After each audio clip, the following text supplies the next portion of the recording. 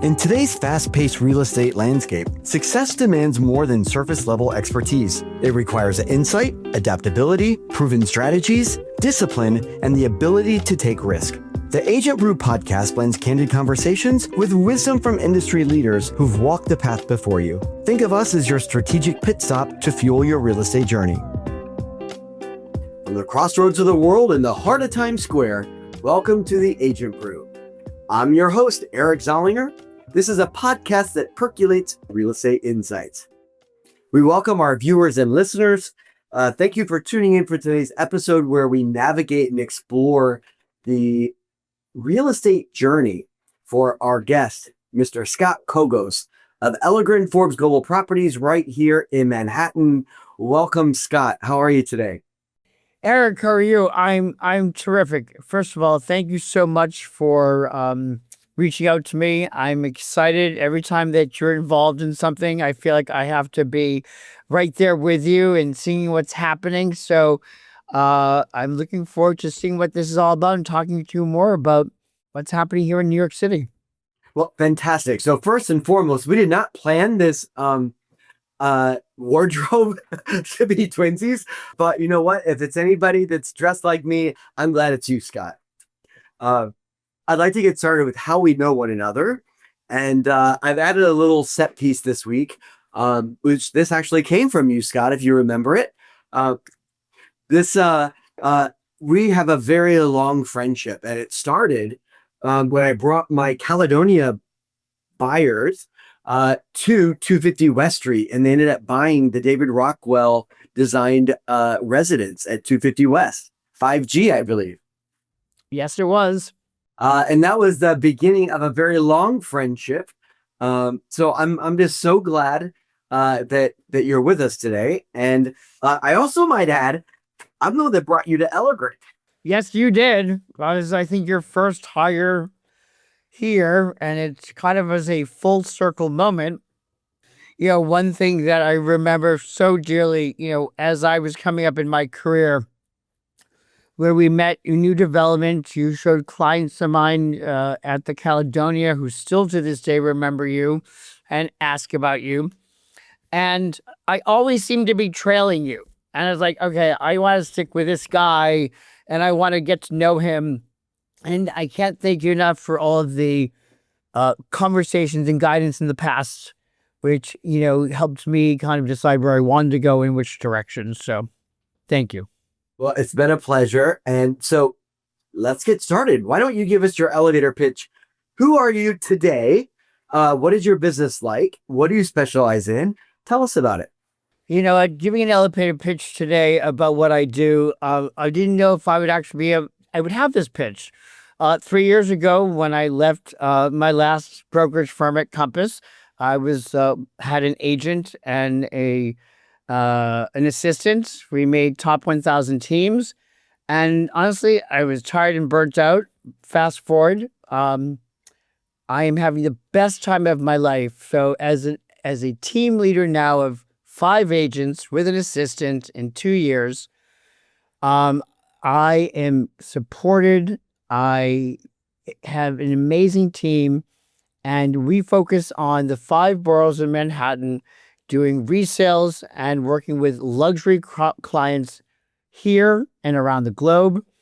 I do have the ability to also do Long Island, Westchester, and Long Island, as well as the Hamptons, with extension of some of my team. So a dream that I think is still just happening, and I just keep going. That's fantastic. Do you happen to have a mission statement for your company? We do. To make a difference in the lives of the people that we come in contact, no matter how big or small, but the relationship is based on trust and confidence.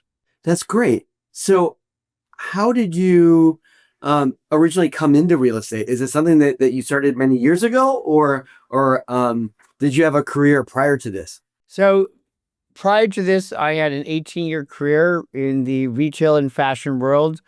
An executive corporate training program, one of the best programs in the country, probably, with May department stores. And was that here in the city? No. I actually The last time I came to New York City was maybe 5 years before that. Other than that, occasionally coming for a visit, never thought of or even dreamed that, or even had a dream to live in New York City. So I came here for work, which I was running retail stores. I was running 5 stores between Manhattan and Florida.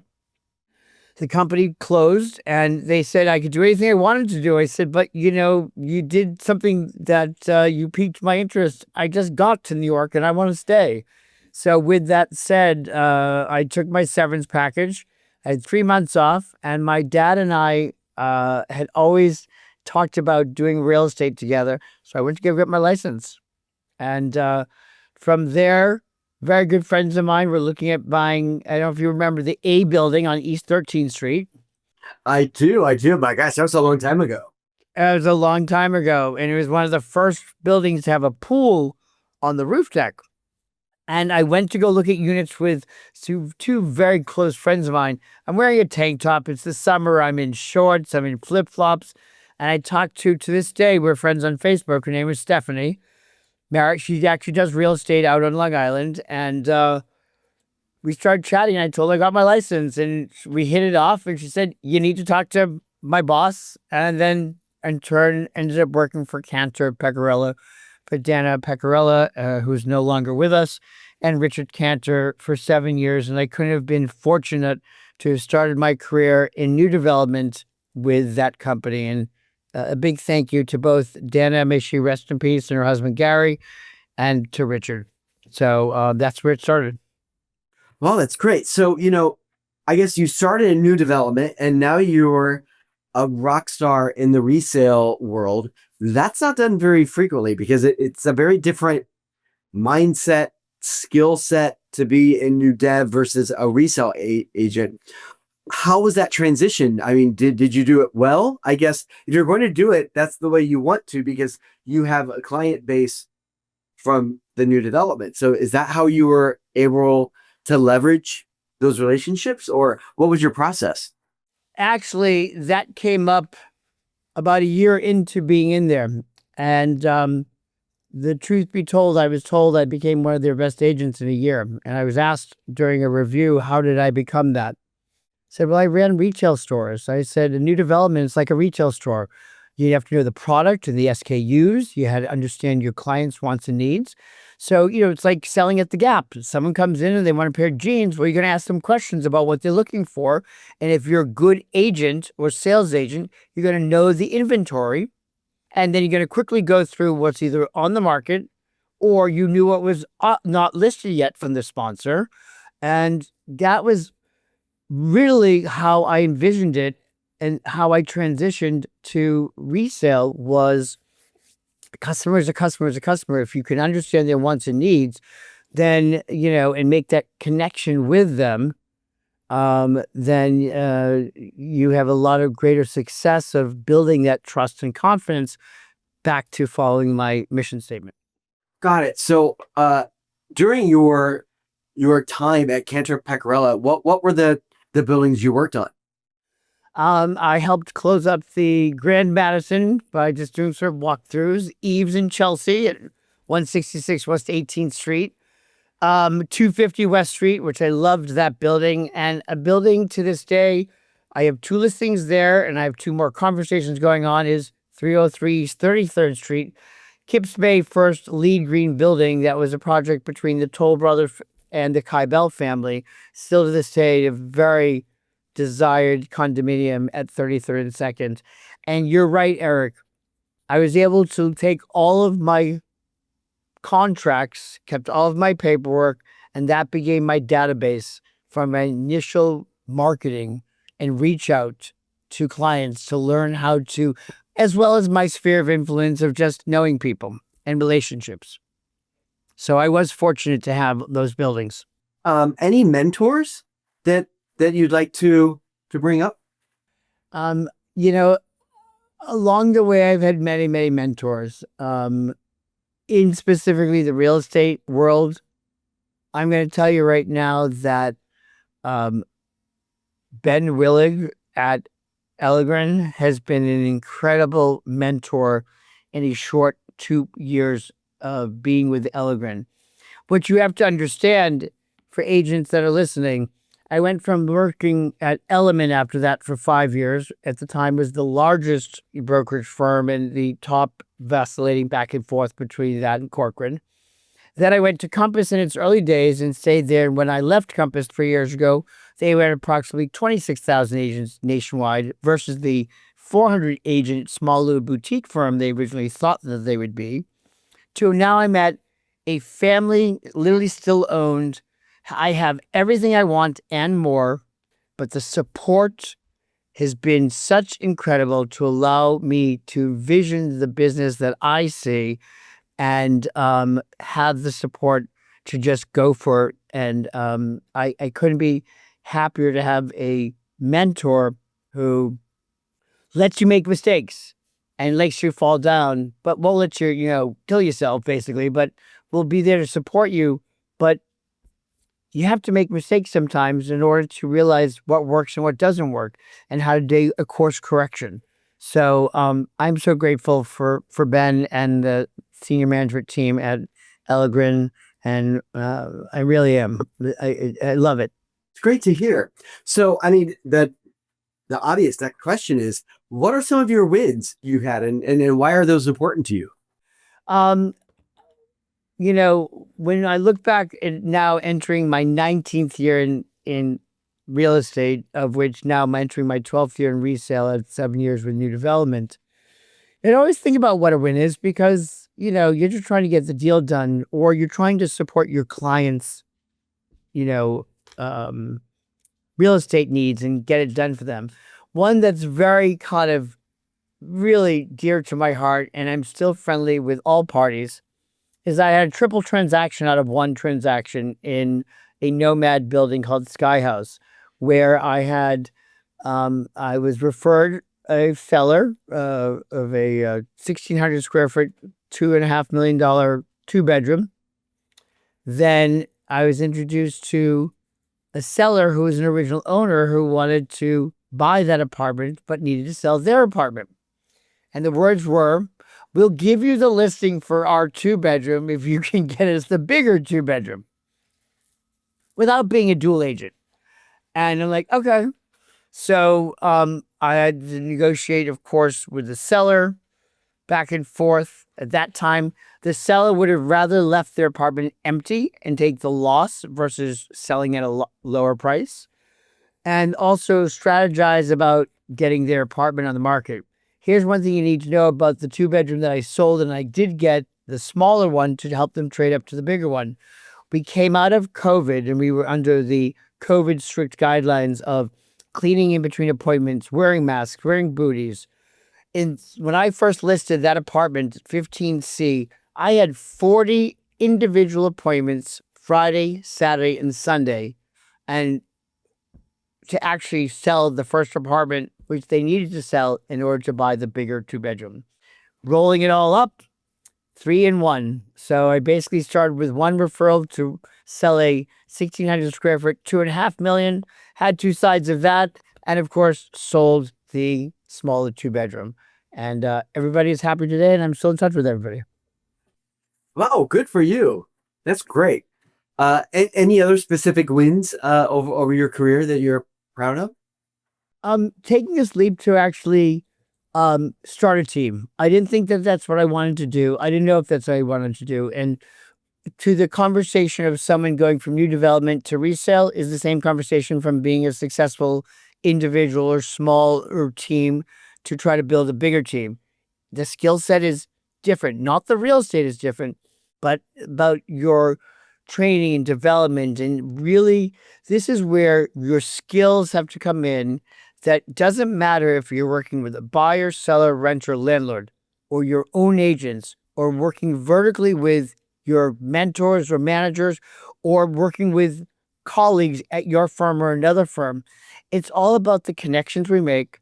It's all about creating healthy relationships, and it's about being a good listener and communicator and really diving into truly understanding what someone's wants or needs on all sides of the conversation.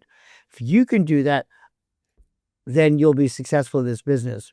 Somebody asked me the other day, in a class that I sometimes speak at with such a small group of friends. They said to me, "What makes a good sales agent?" I said, and I asked each of them what they thought.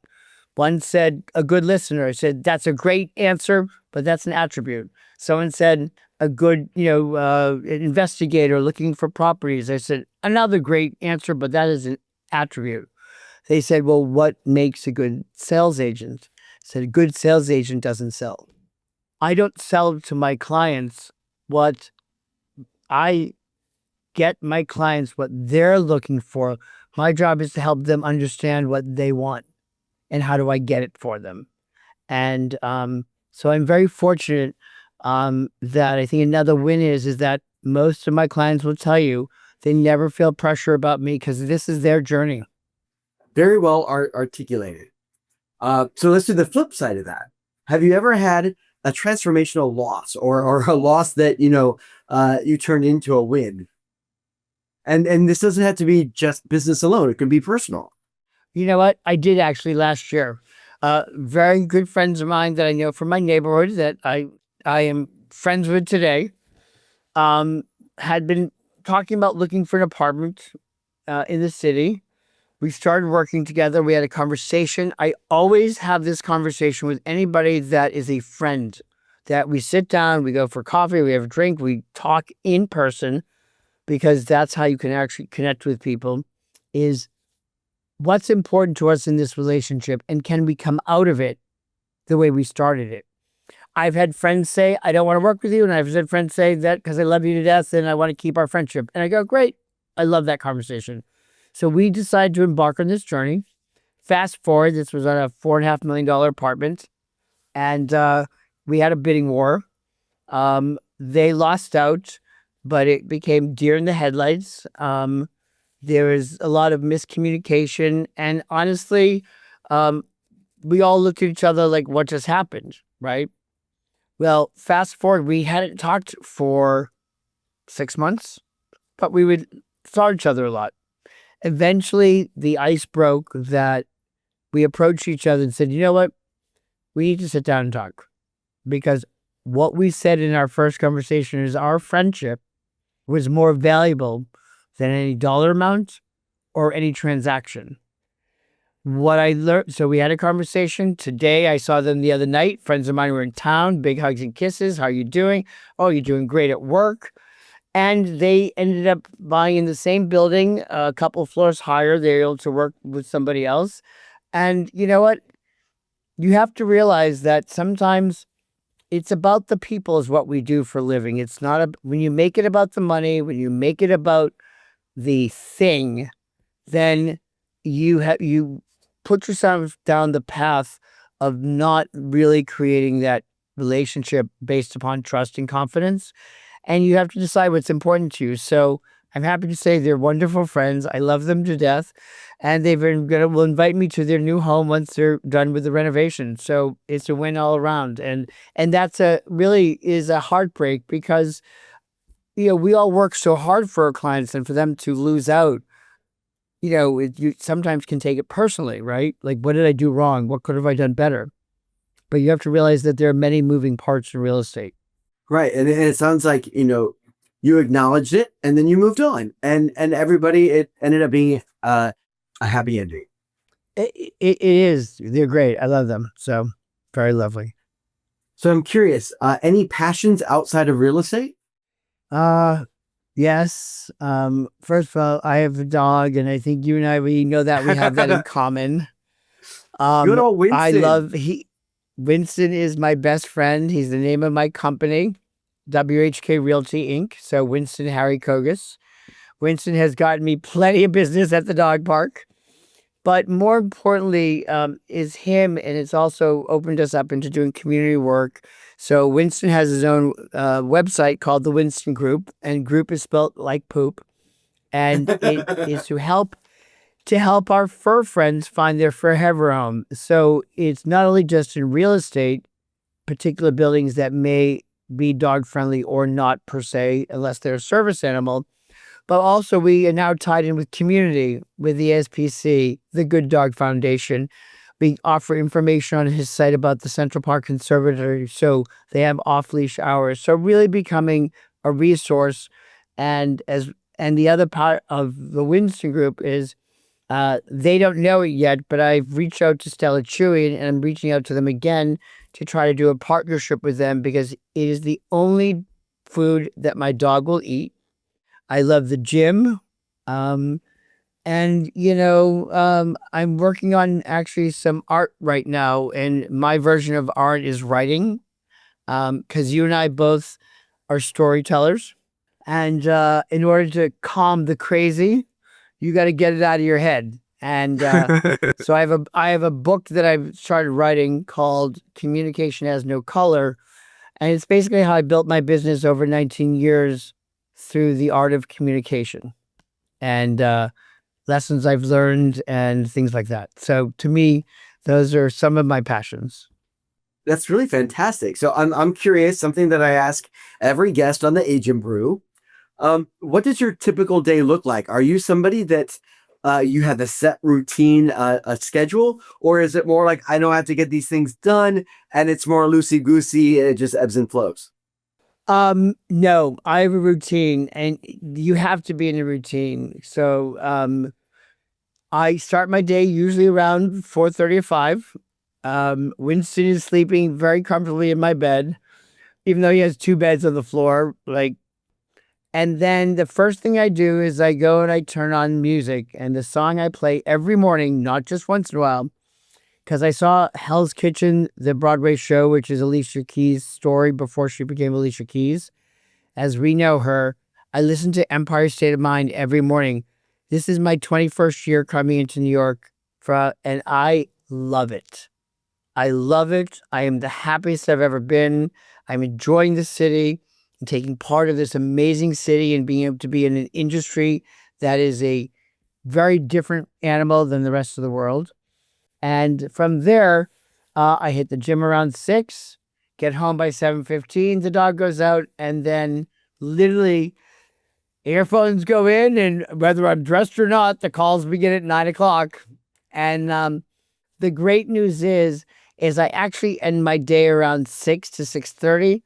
And unless I need to, have to, or want to, I actually stop doing work because I learned early on, listen, when we're all trying to make it, whatever make it means for us, right? We just work, work, work, work. And we're always hungry for the next deal because we don't know where our meal's coming from sometimes. Where I'm 100% commission, I have to go out and literally make it rain money every day. So, and now I have a team of 6, which I'm helping coaching and train them, as well as them growing their businesses.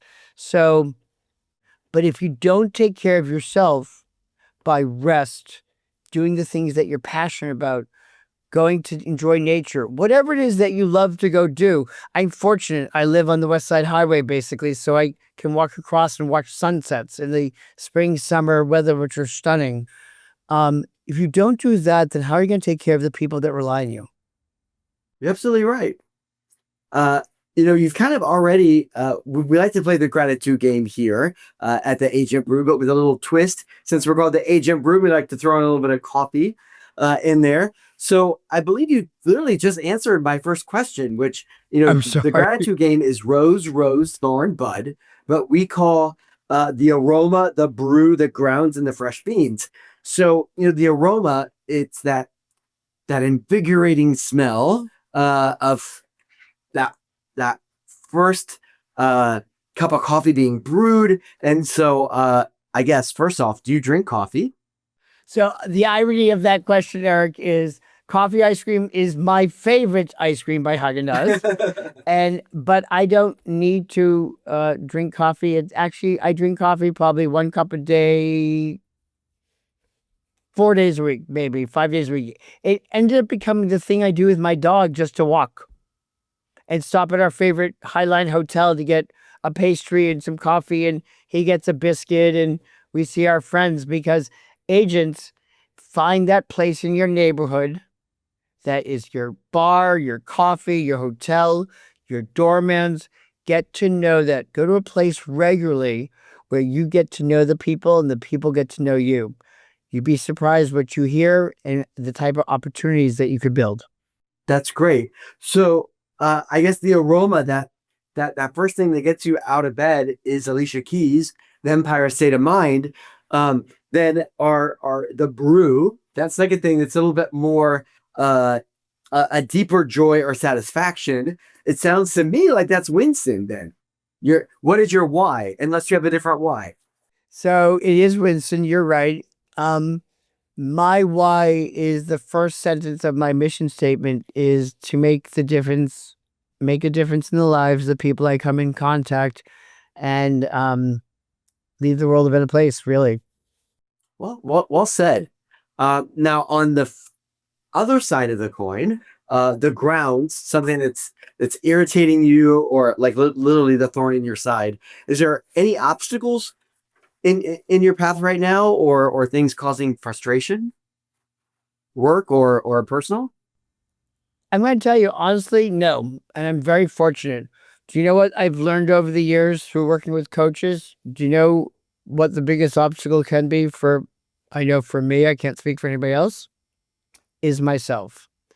If all these routines that I'm doing and the things that I do, if I start to get off the path, so to speak, as I always say, I'll be a colt running my first derby race.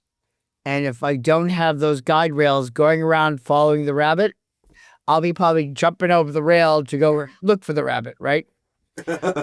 It's about for me, it's about the structure. And Okay. because of getting myself going, but those grounds can happen. There's that little word called life. It seeps into it for all of us. So when it happens, it's just you want to have take the next right step opportunity or path to whether it be a friend or an ear or whatever it is that you do to kind of get yourself back in line. You know, Any advice? Like what do you do? Are there any specific um, actions or things you like to do that then realigns you? perfect. I love going to the gym. I go through in and out of the gym, falling in love with it. But I'm back to being in love with it because I've changed what it looks like. And I love getting up early in the morning. I feel like I get to be part of nature. I get to enjoy this city quiet before the traffic and the honking and the everyone rushing back and forth. So I get a little bit of peace of quiet in the morning. And the other thing too is honestly, I go to bed at like 9:30 at night unless I'm out with friends or I'm doing something. Because again, um, I'm very fortunate. I have a very full day. And if it wasn't for my best friend Winston, who keeps me along the straight and narrow path, and I'm just very fortunate to have him in my life, and he's definitely a motivator for me of us be part of the dog community, which is really a special community. Nice. So the bud, that the fresh beans, anything you're looking forward to at the moment? Um, I have a couple of things I'm looking forward to. One is my birthday is at the end of this month, so I'm planning just a little getaway to I think somewhere warm where we get teased with this weather outside. From a business standpoint, I have my own mobile app that is branded to service my clients. And I have the ability to run my entire business in the palm of my hand and work collaboratively with my clients, searches, offering them all kinds of uh, new information.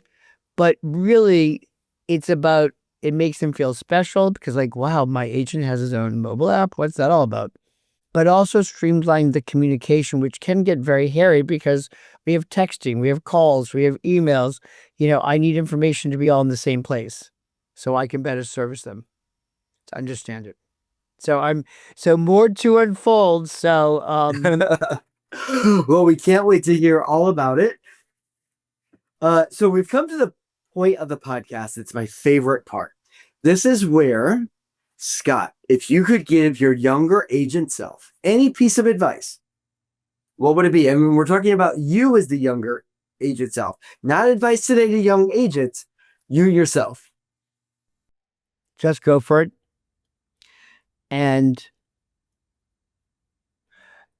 I finally understand that saying that, you'd hear as a kid growing up, it takes a village. Surround yourself. This city, if you're not here to embrace this city for its energy, its passion, its excitement, its ambulance noises, its multicultural, if you're not here for that, then you need to leave. Because honestly, that's what this place is about. And I feel so lucky to be able to have now been here going on to my 21st year, where, as the song says by Frank Sinatra, if you can make it here, you can make it anywhere. And I think we'd all agree we know what that looks like. But it makes you want things and don't wait. So I'd say in summary, go for it. Surround yourself with great people. And it's all about who you know. And find what you love.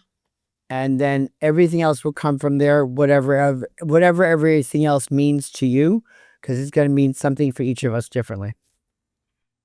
That's great. So any quotes, motivational quotes that are favorites of yours? I have lots of them. But if it's okay, I'm going to share one that's actually my favorite quote.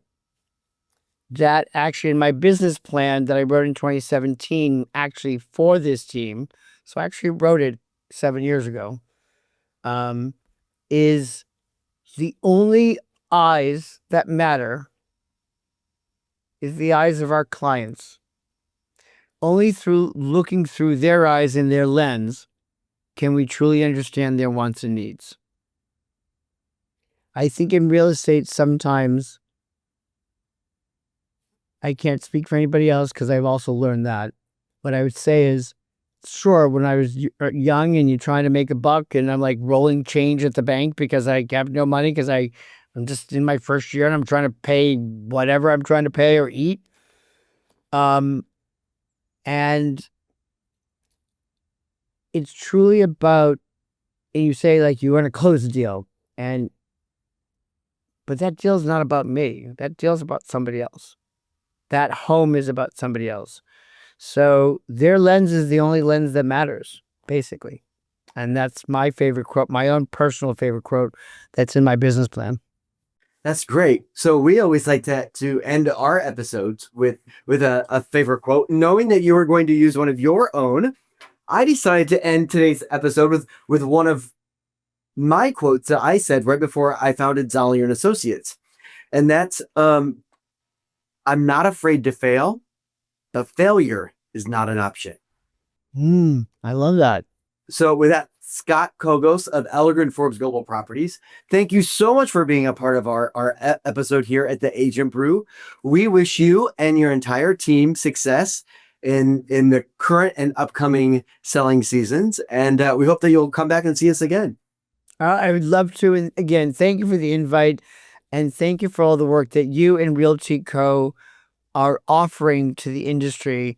And I am trying to actually out some of your products now. And if nobody that's listening to this podcast, I have to tell you, get in touch with Eric, Kevin, any of this team there, because this is the first time I'm seeing a company truly offer just, if you're an independent contractor, you need to talk to, in real estate, you need to talk to Realty Co. because they'll have something for you, or at least be able to try to point you in the right direction, because, and it's really a wonderful company. So I feel very fortunate I've got to meet the company and everybody, and as you as well. So thank you for having us. We will see you soon.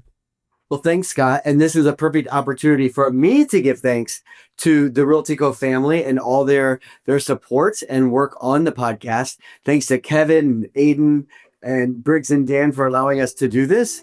It's been a real pleasure and privilege to be here. So thank you, everyone, to our viewers and listeners for joining us for yet another episode. We look forward to seeing you on future episodes. I'm your host, Eric Zollinger, reminding you it's a great day for real estate. The Agent Brew podcast is brought to you by Realty Co. RealtyCo is your partner in real estate, bringing you game-changing benefits and services to empower your business. Visit realtyco.com for more information.